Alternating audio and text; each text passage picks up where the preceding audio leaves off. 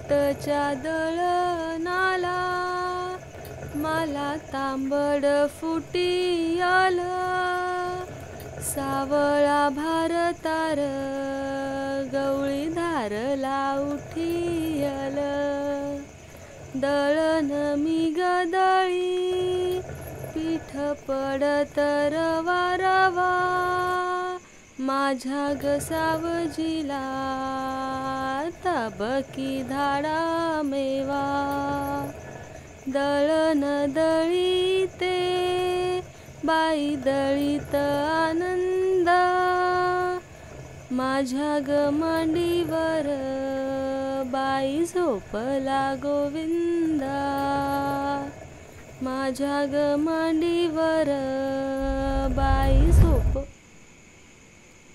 इजला की गा आत्ता आता काय करायचं अजून तर लय दळण बाकी आहे ना वय ग ह्याला बी आत्ताच इजायचं होतं राहू देस दिस उजाडलं की पाहू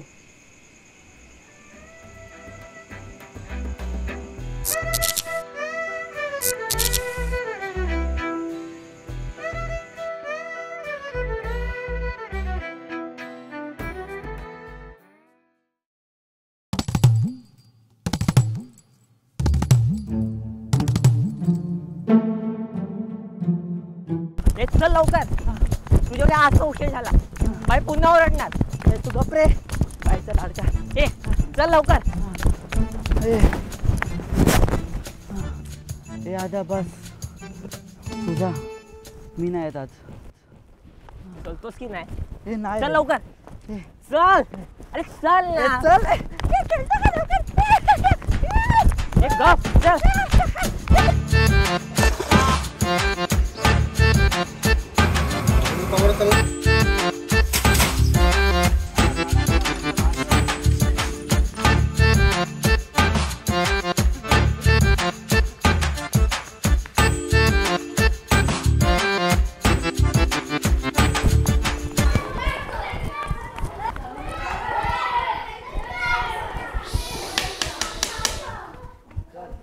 तर आपण शिकतोय ऊर्जेचे स्रोत बाई बाई आत येऊ का मी पण उगात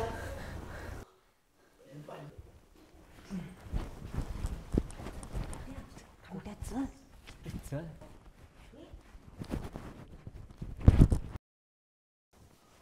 ही वेळ यायची बाई ते झालं असं ना याला उशीर झाला अरे सकाळपासून वाट बघत होतो माहिती याची बोलत होतो की बाई ओरडेल पण ऐकायला मागायचं त्या माझा हे माझ्यामध्ये नेहमी कशी कारणं तयार असतात तुमची चला आत. ए मस्ती नको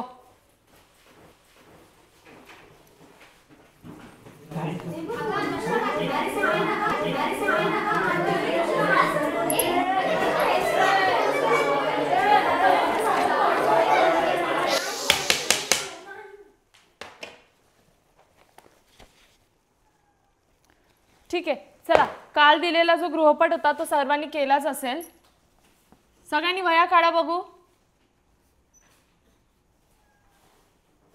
अरे अभ्यास केलाय ना वह्या काढा नाही केलाय का नाही केला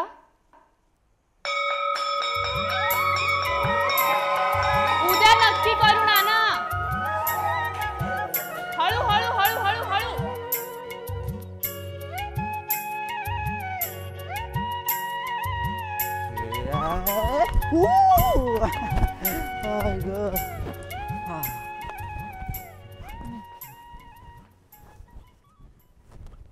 ए ऐका ना एकत्र अभ्यास करायचं का रे एकत्र अभ्यास करायचा का रे नुसते अभ्यास अभ्यास बाईंची लाडकी ए तू गप रे ए चला ना रे लय मजा येईल आता बोल ना काहीतरी नाही ग आई एकटी आहे शेतावर जावं लागेल ठीक आहे तुझं काय रे माझ्या बी बाने बोलवलं भाजी खायला बाजारात समजलं आणि नाही गेलो ना तर रात्री खायचे वांदे होतील ठीक चल आहे रे लवकर चल रे चल लवकर आलो हे चल लवकर, नाही तर माझा बा हाणल.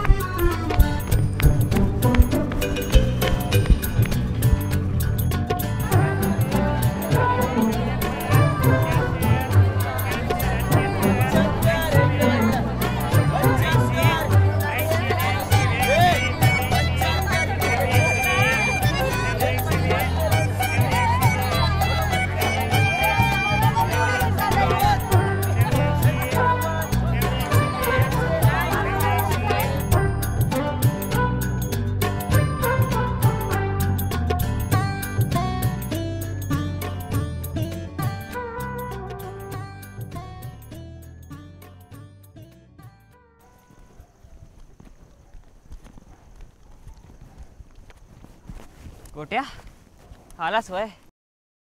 वय आताच आलो.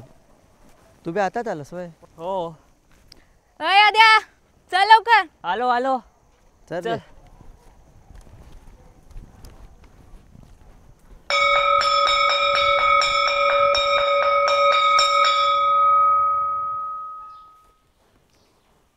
काय रे मुलांनो, आजही अभ्यास नाही? संपूर्ण दिवस होता, संपूर्ण रात्र होती, काय केलं एवढा वेळ?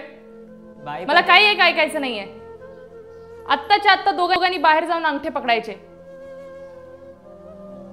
असा अभ्यास करणार आहात परीक्षेला? असे पास होणार आहात? बाकीच्यांनी पान नंबर 154 काढा.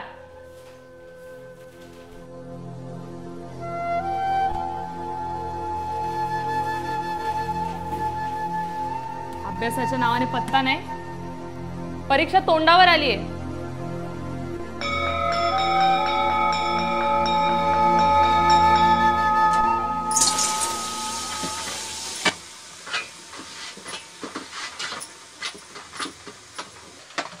सगळी कामं मलाच करावी लागतात. घरचं पण मीच करा आणि बाहेरचं पण. आणि याचा बाप घरी पैका देत नाही, इथे खायचं वांदा झालेत. गिळ. आणि तू शिकायचंय तुला. काय दिवे लावणार आहे शिकून? आयुष्यभर ना आपल्याला भाजी शिकायची आहे. तू तेच कर. जाय, तू बी तुझ्या बापाच्या मागे जाय.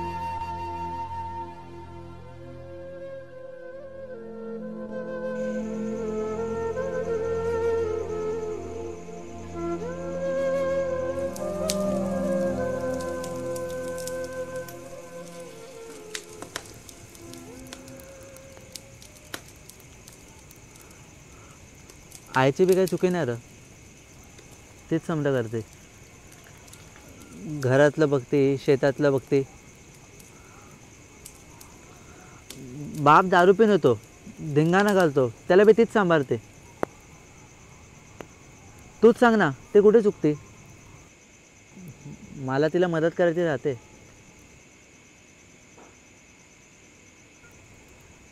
शाळेसाठी पैका जमा करते. मला बी शाळेत जायचं आहे रे. मला बी अभ्यास करायचा आहे.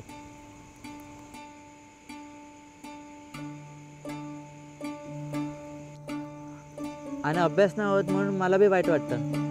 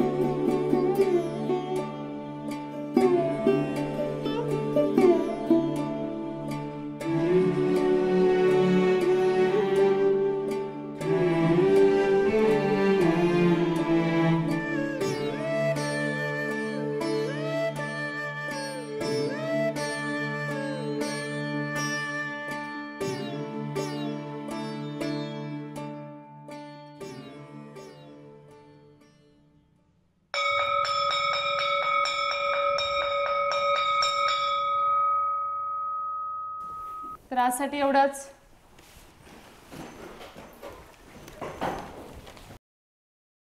पेरू, हां इकडे ये ना. हां. मी काय म्हणते, आद्या आणि गोट्या खूप दिवस झाले दिसत नाहीयेत. कुठे आहेत ते? माहीत नाही बाई, खेळायला पण नसतात ते. तुला त्यांचं घर माहिती आहे? हो. मला दाखवशील? हां चल मग एकत्र जाऊ. हां ठीक आहे.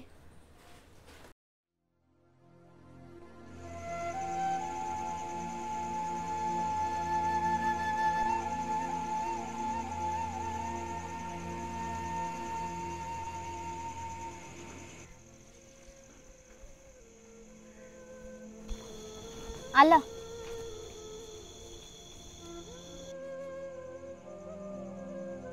गावात वीज नाहीये का? म्हणजे दिवे लागले नाही ते? दिवे? कोणते दिवे बाई? इथे सगळं असंच असतं. म्हणजे सगळे असेच राहतात. चल.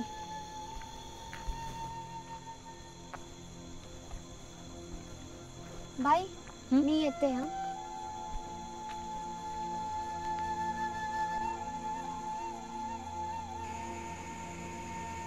ए आद्या, ती पुस्तकं फेकाटून देईल आता, काम सोडून परत बसलास तर.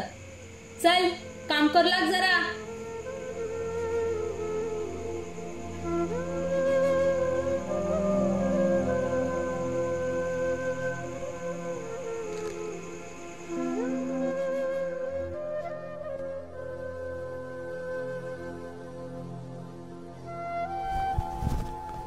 काय दिवस होते ना आपल्या कॉलेजचे. मस्त फिरायचो, खायचो. आता तसा टाईमच नाही भेटत आधीसारखा. आणि तू पण मला टाईम नाही देत आधीसारखा. फक्त तू, तुझी शाळा आणि तुझे विद्यार्थी, बस एवढंच. आपण ना कुठेतरी फिरायला जाऊया, मस्त 15 दिवस एक सुट्टी काढू. मी माझ्या साहेबांना बोलतो, एक 15 दिवसाची सुट्टी द्या मला, मग आपण फिरायला जाऊ. काय बोलतेस? होय.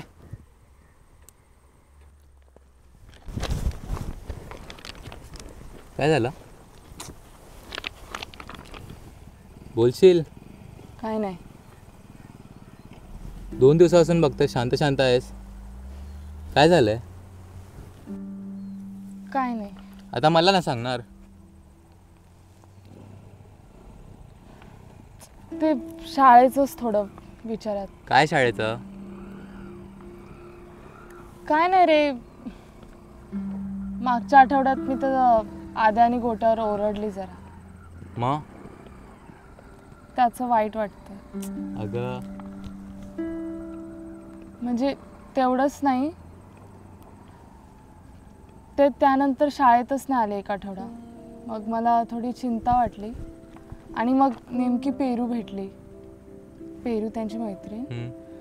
तर ती पण खालच्या वाडीत चालली होती. मी तिला विचारलं, गोट्या आद्या कुठे आहेत? तर ती बोलली, ती खालच्या वाडीत चालली आहे बाई, चला. मी जेव्हा गेली ना, तेव्हा तिथे आद्या होता. दिव्याच्या प्रकाशाखाली अभ्यास करत होता.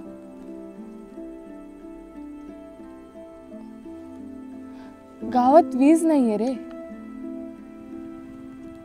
म्हणजे विजेचे खांब तर सगळीकडे लागले, पण वीज घरोघरी पोहोचलेली नाहीये.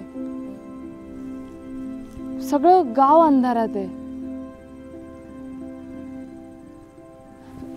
तुला माहितीये, आपले बाबा आपल्याला नेहमी म्हणायचे की आम्ही आमच्या लहानपणी ना दिव्याच्या प्रकाशाखाली अभ्यास केलाय.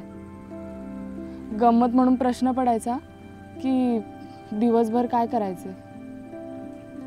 गावात वीज नसायची रे. दिवसभर काम करायचे आणि रात्री वेळ भेटला की मग दिव्याखाली अभ्यास करायचे. ती परिस्थिती अजून तशीच आहे.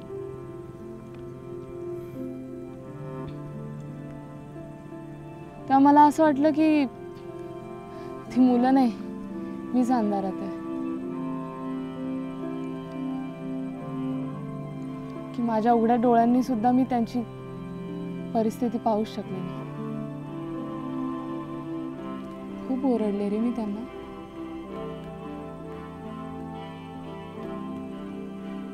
त्यांच्या हसऱ्या चेहऱ्यामागचं दुःखी चेहरे दिसलेच नाही. चुकी त्यांची नाहीच आहे रे. म्हणजे त्यांना अंधारात राहायची सवय इतकी झाली आहे ना की त्यांना प्रकाशाची कमीच भासत नाही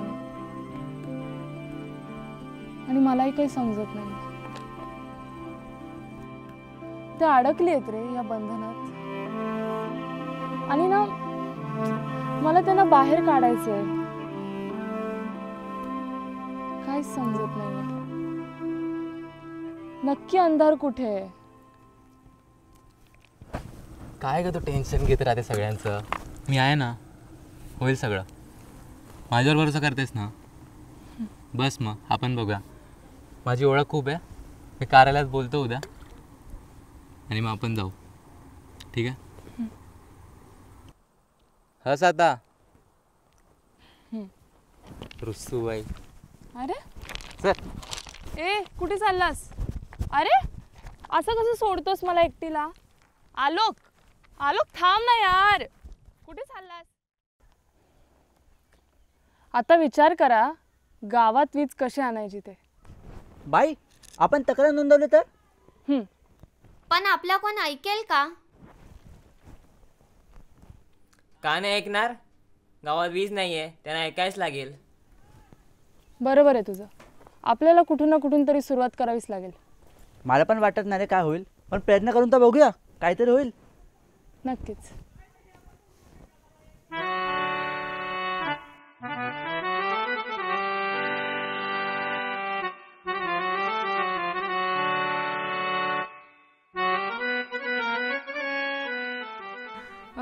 मी काय म्हणते, तुम्ही तिघांनी थांबा इथेच. आम्ही जरा आज जाऊन येतो. ठीक आहे बाई. आणि हां मस्ती नको.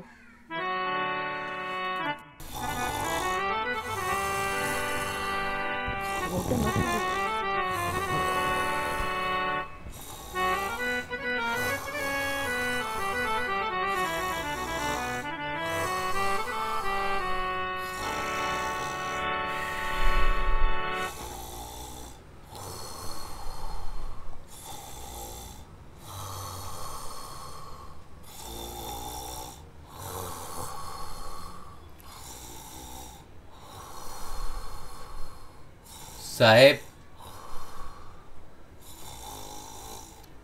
साहेब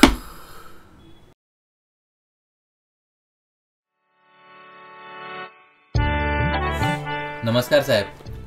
मी आलोक खैरनार आणि ही माझी बायको प्राची खैरनार. तसं तर माझा इम्पोर्ट एक्सपोर्टचा बिझनेस आहे.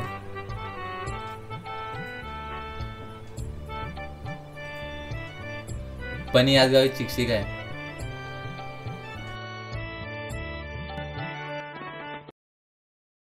ते आम्हाला महाजन सरांनी पाठवलेलं. विजेसंदर्भात बोलायचं होतं जरा. हां बोला मग.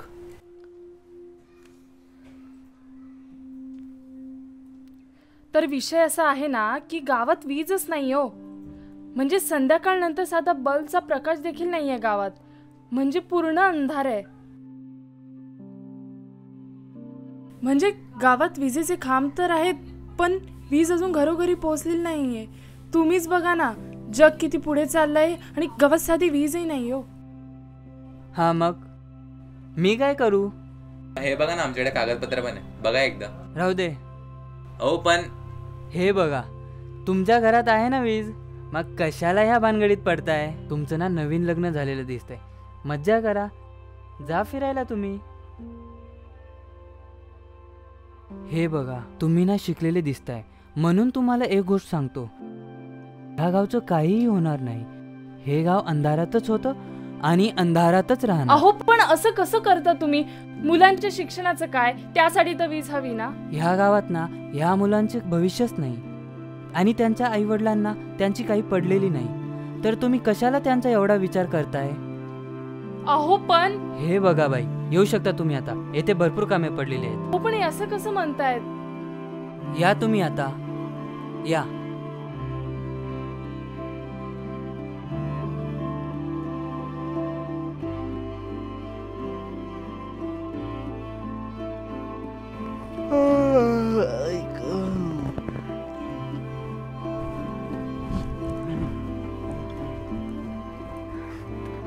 बाई तुम्ही बोला, काय झालं?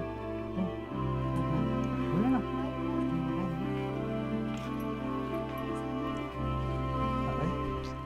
सांगतच ना काय माहिती.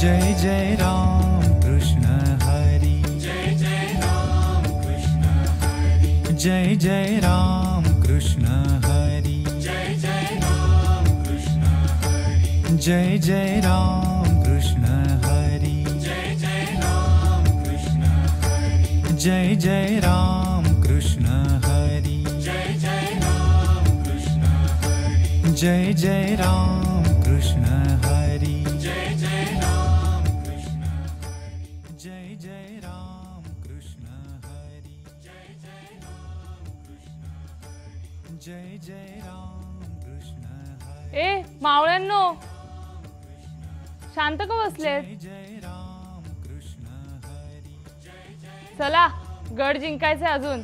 जय जय राम कृष्ण हरी, जय जय राम कृष्ण हरी, जय जय राम कृष्ण हरी, जय जय राम कृष्ण हरी, जय जय राम कृष्ण हरी.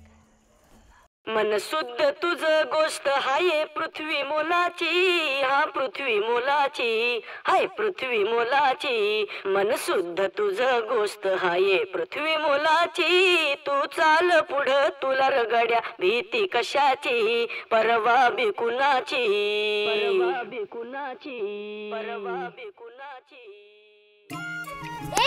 ऊर्जेचा ना संपणारा स्रोत म्हणजे आपला सूर्य दादा. अरे हो, म्हणजे तुला काय माहित, तू तासा नेहमी उशिरा येतो. तुम्हाला सांगायचं की नाही? चुप रे. तुझे जास्त तुम्ही भांडू नका रे, आपल्या ज्ञानाचा स्रोत आहे ना. हो आपल्या बाई.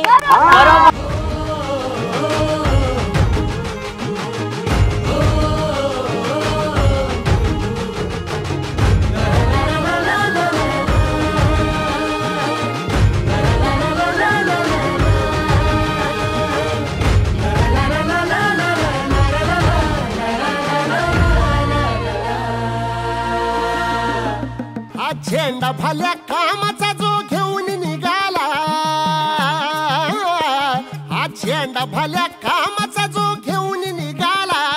अरे काट कुट वाट मंदी बोचती त्याला, रगत निघल तरी बी हसल शाबास त्याची, रगत निघल तरी बी हसल शाबास त्याची.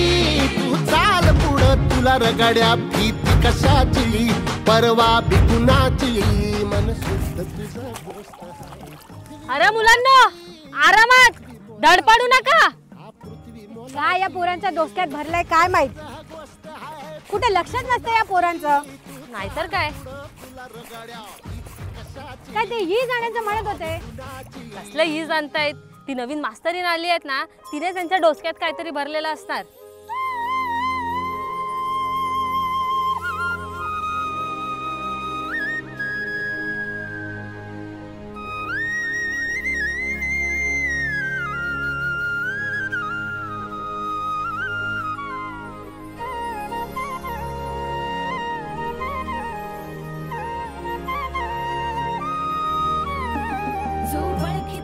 औक्ष म्हणजे मोठी लढाई, मोठी लढाई.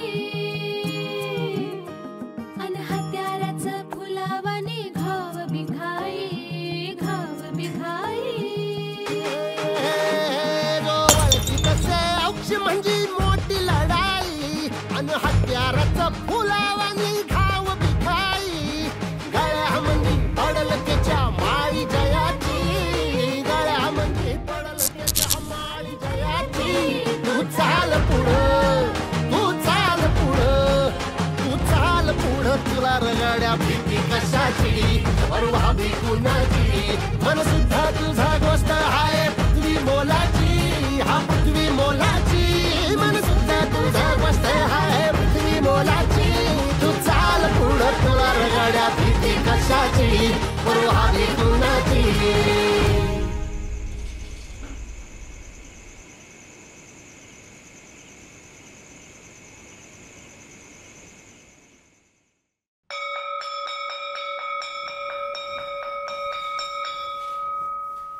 तर मुलांनो, आजसाठी एवढंच. मग आज अभ्यास केलाय ना?